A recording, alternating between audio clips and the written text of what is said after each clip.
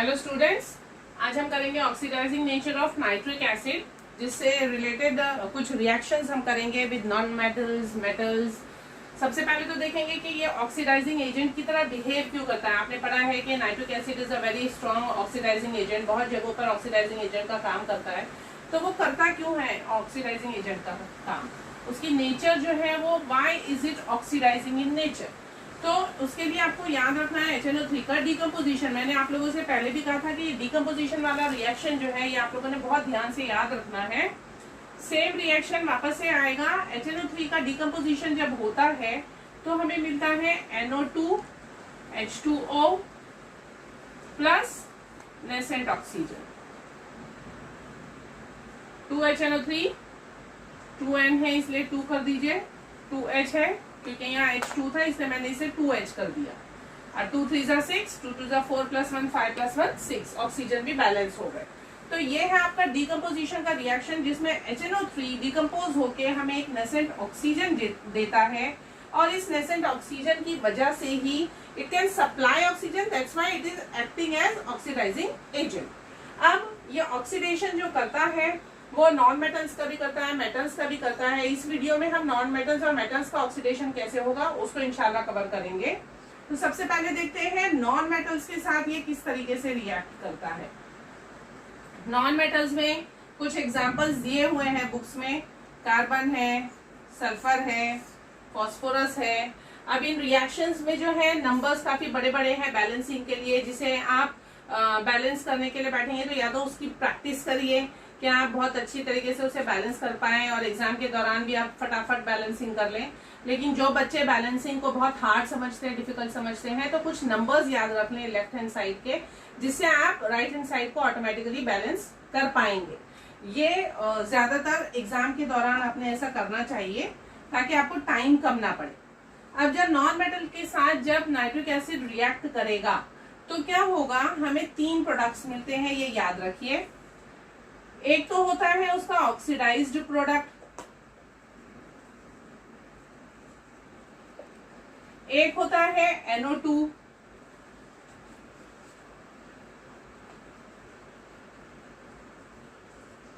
और एक होता है H2O।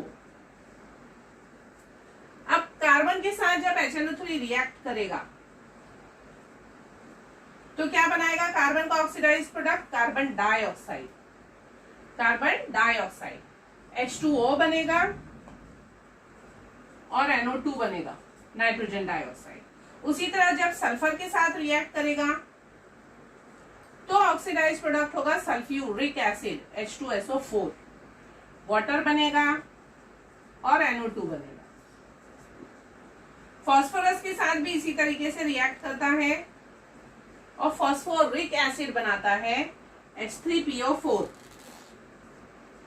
क्योंकि ये खुद एक वोलेटाइल एसिड है इसीलिए ये प्रोड्यूस करता है नॉन वोलेटाइल एसिड, यानी वोलेटाइल एसिड से हम नॉन वोलेटाइल एसिड को प्रोड्यूस कर रहे हैं।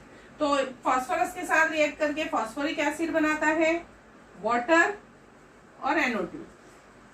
अब ये रिएक्शंस आपको बिल्कुल वैसे ही लिखने के, यहाँ एरो डालना है, यहाँ प्लस की साइन आएगी। ये मैंने खाली अंडरस्टैंडिंग के लिए आपको 3 कॉलम्स में बता दिया है ताकि आपको इजी लगे ये रिएक्शंस।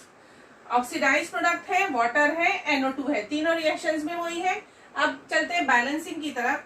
तो इसमें आपको एक ट्रिक याद रखनी है, कार्बन के साथ अगर रिएक्शन होता है तो कार्बन होता है टेट्रावैलेंट, उसकी वैलेंसी 4 है, उससे मैं याद रख लेती हूँ कि यहाँ पे 4 का नंबर आता है।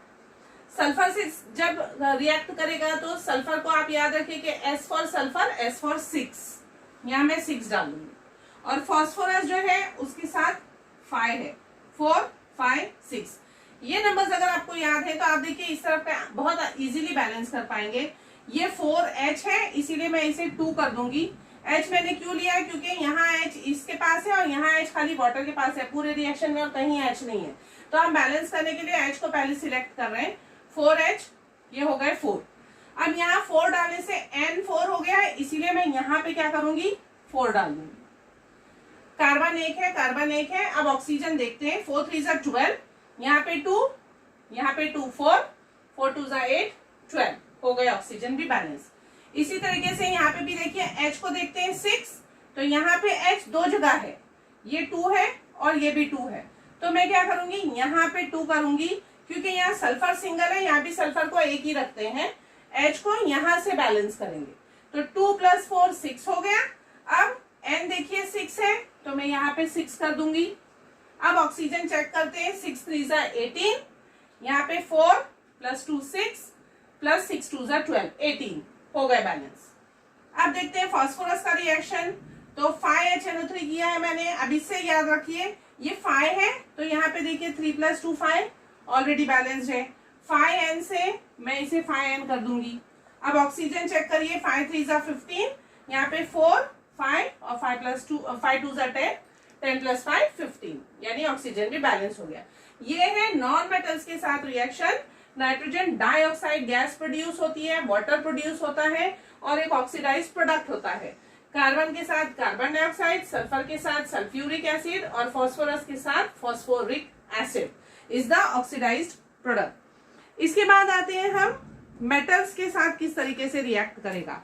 अब नॉर्मली जो आप लोगों ने पढ़ा है, मेटल्स के साथ कोई सा भी एसिड जब रिएक्ट करता है तो क्या होता है, हाइड्रोजन गैस लिबरेट होती है, क्योंकि एसिड के पास हाइड्रोजन अवेलेबल है। तो एसिड का काम ही ये है कि मेटल के साथ रिएक्ट करो और हाइड्रोजन गैस को लिबरेट करो। लेकिन HNO3 जो है वो इतना स्ट्रॉन्ग ऑक्सीडाइजिंग एजेंट है कि ये जो ऑक्सीजन प्रोड्यूस होता है, हाइड्रोजन के प्रोड्यूस होते ही उसके साथ रिएक्ट करता है और वाटर बना लेता है। इसीलिए nitric acid does not give hydrogen with any metal. Hydrogen के का जो रिएक्शन है वो नाइट्रिक एसिड के साथ पॉसिबल नहीं है, जो जनरल रिएक्शन है मेटल्स और एसिड का। सिर्फ मैंगनीज, मेटल्स में से मैग्नीशियम और मैंगनीज, ये दो मेटल्स हैं जो 1% डाइल्यूट नाइट्रिक एसिड के साथ रिएक्ट करती हैं और हाइड्रोजन गैस प्रोड्यूस करती हैं। अब 1% डाइल्यूशन में क्या होता है, HNO3 इतना डाइल्यूट हो चुका होता है, उसके अंदर HNO3 इतना कम होता है कि ऑक्सीजन जो है इतना ज्यादा प्रोड्यूस नहीं होगा कि हाइड्रोजन से रिएक्ट करे, और इसी वजह से हाइड्रोजन लिबरेट हो पाती है। तो magnesium plus HNO3 will give MgNO3 twice plus H2 gas, क्योंकि यहाँ ट्वाइस है, इसे ट्वाइस कर लीजिए। उसी तरह Mn के साथ भी same reaction, 2HNO3 will give manganese nitrate plus hydrogen gas. तो ये दो मेटल के साथ ही हाइड्रोजन गैस लिबरेट होती है। अदरवाइज जो बाकी मेटल्स है, जैसे कॉपर है, जिंक है, जिंक है, आयरन है, उनके साथ में इसका रिएक्शन अलग होता है और डिफरेंट टेम्परेचर और डिफरेंट कॉन्सेंट्रेशन पे HNO3 डिफरेंटली रिएक्ट करता है। इसीलिए जब आपके पास क्वेश्चन आए कि concentrated, hot concentrated nitric acid का रिएक्शन दीजिए कॉपर के साथ या आयरन के साथ या जिंक के साथ, और या फिर डाइल्यूट नाइट्रिक एसिड या कोल्ड डाइल्यूट नाइट्रिक एसिड, तो टर्म्स को बहुत ध्यान से क्वेश्चन में पढ़िएगा। हॉट का रिएक्शन कोल्ड में और कोल्ड का रिएक्शन हॉट में मत लिखिएगा। तो पहले हम करते हैं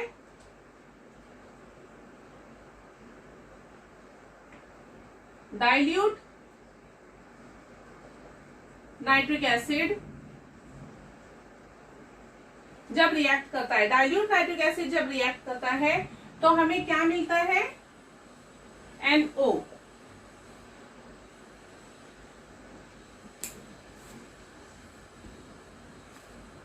NO मिलता है, यानी nitric oxide.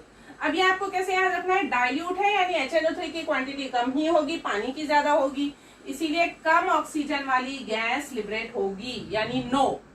Dilute nitric acid से नो, और कॉन्सेंट्रेटेड नाइट्रिक एसिड से NO2 नाइट्रोजन डाइऑक्साइड, ज्यादा ऑक्सीजन वाली, क्योंकि ये कॉन्सेंट्रेटेड है। इस तरीके से आप याद रख सकते हैं कि रिएक्शन हमें कौन सा लिखना है। तो पहले हम डाइल्यूट HNO3 का मेटल के साथ में रिएक्शन देखेंगे किस तरीके से करता है। से मैं ले लेती हूं कॉपर, जिंक, आयन HNO3 जब रिएक्ट करेगा तो सेम उसी तरीके से एक ऑक्सीडाइज प्रोडक्ट बनेगा, वाटर बनेगा और NO बनेगा।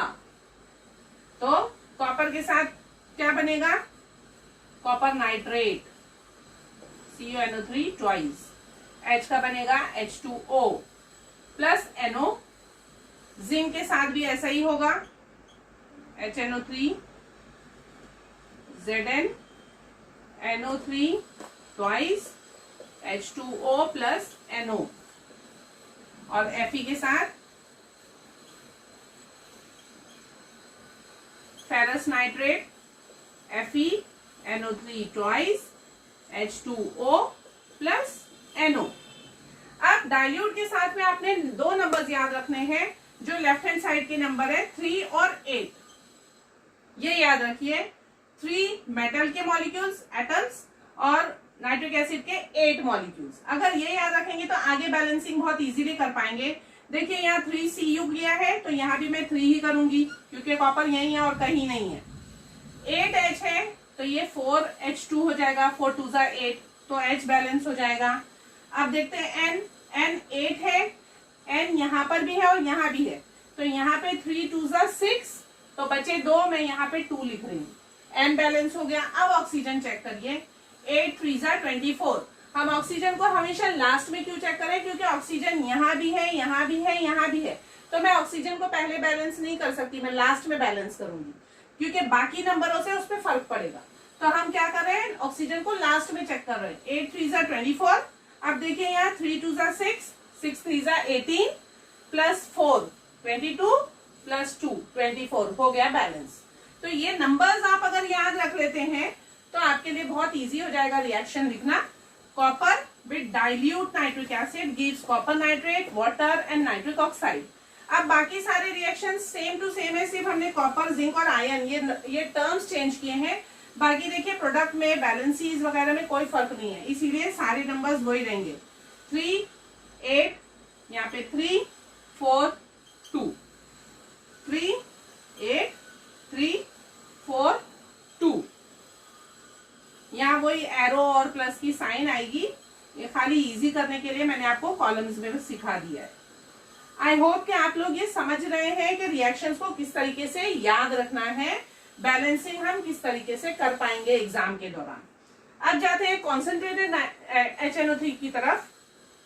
कॉन्सेंट्रेटेड HNO3 में भी यही मेटल्स के साथ हमें रिएक्शन दिखाना है, लेकिन जो हमारा प्रोडक्ट होगा, गैस होगी, वो NO नहीं होगी बल्कि NO2 होगी। वाटर भी रहेगा, कॉपर नाइट्रेट, जिंक नाइट्रेट भी रहेंगे, लेकिन Fe से जो है फेरस नाइट्रेट नहीं मिलेगा, फेरिक नाइट्रेट मिलेगा। FeNO3 थ्राइस हो जाता है यहाँ पे। तो अब ये नंबर्स जो है हमारे थोड़े से चेंज हो जाएंगे।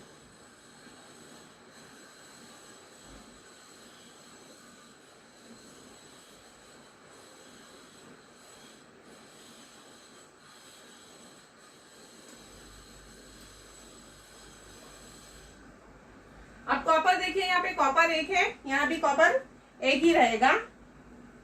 H देखिए यहाँ पे H2 है, यहाँ 1 है। अगर मैंने इसे 2 किया तो क्या होगा? 2N हो जाएंगे, लेकिन यहाँ ऑलरेडी 2N और ये एक और N 3N हो रहा है, तो N को किसी तरीके से मुझे चेंज करना पड़ेगा। इसलिए मैं क्या करती हूँ, यहाँ पे H मैं किस तरीके से चेंज कर पाऊंगी? 2 2 4, 1 नहीं रख सकती तो मैं 2 रखूंगी ऑब्वियसली, तो मैं इसे 2 कर देती हूँ। 2 2 4, इससे क्या होगा? मैं यहाँ 4 लगा देती हूँ, 4H। अब 4N हो गए, तो 2N तो यहाँ है, कॉपर को मुझे चेंज नहीं करना है, इसीलिए मैं यहाँ पे 4 लगा दूंगी, सॉरी 2 लगाऊंगी, क्योंकि यहाँ 2N है, इसीलिए यहाँ 2 लगाऊंगी। सही है? ये देखिए 4 क्यों लगाया? मैं H को बैलेंस कर रही हूँ 2 2 4 से, तो यहाँ 4 लगाया। 4 की वजह से N चेंज हो गया, 4N हो गया, तो यहाँ ऑलरेडी 2N है, इसको 2 लगा दूंगी तो 2 + 2 4N हो जाएंगे। अब ऑक्सीजन चेक कर लेते हैं। 4 3 12, यहाँ पे 3 2 6 + 2 8 और 2 2 4 12। ऑक्सीजन भी बैलेंस हो गए। अब क्योंकि जिंक में और कोई फर्क नहीं है, सेम प्रोडक्ट्स और सेम फॉर्मूले हैं तकरीबन, तो मैं यही नंबर यूज करूंगी। ये 4 होगा, ये 2H2O, ये 2NO2, H4 है, H4 है, N4 है, यहाँ पे भी 2 + 2 4 है, और ऑक्सीजन भी 12 होगा। अब यहाँ पे क्या होगा, FeNO3 थ्राइस हो रहा है, क्योंकि ये थ्राइस है, इस तरीके की इक्वेशन नहीं आएगी। यहाँ पे मेरा ये 3N और यहाँ पे 1N, ऑलरेडी 4N तो मेरे पास है, तो इसका मतलब मुझे क्या करना पड़ेगा, N 4 के ऊपर लेके जाना पड़ेगा, क्योंकि मुझे बैलेंस करने के लिए पहले H को भी बैलेंस करना है। अगर मैं यहाँ 2 भी कर लेती हूँ तो N 2 ही रहेंगे, अगर मैं यहाँ 4 करती हूँ तो H 4 हो जाएंगे, लेकिन ऑक्सीजन मेरे पास ज्यादा हो जाएंगे, क्योंकि हमने ऊपर देख लिया है कि 12 ऑक्सीजन हो रहे हैं 4 से, और यहाँ ऑलरेडी ऑक्सीजन ज्यादा है। तो मैं क्या करती हूँ, यहाँ पे 6 ले लेती हूँ। अब 6N होने की वजह से 6H तो आराम से बैलेंस हो रहे हैं, 3H2, 6N, यहाँ पे 3N है, इसीलिए मैं इसे 3N कर लेती हूँ, तो 3 और ये 3 6 हो गए। अब ऑक्सीजन चेक करते हैं, 6 3 18, 3 3 9 प्लस 3 12, 3 2 6 18, बैलेंस हो गया। तो आई होप कि आप लोगों को ये भी इक्वेशन समझ में आ गई होगी। इसके अंदर जो है ज्यादातर कॉपर वाला क्वेश्चन पूछा जाता है कि what is the property of nitric acid due to which copper reacts with it. तो the property of nitric acid is oxidising nature, it's oxidising nature which helps it to react with copper या फिर zinc या फिर iron metals के साथ, वो oxidising property की वजह से रिएक्ट करता है। आई होप आप लोगों को ये सारी इक्वेशंस और सारे रिएक्शन समझ में आ गए होंगे। नेक्स्ट वीडियो में हम आगे की प्रॉपर्टीज कवर करेंगे। Thank you.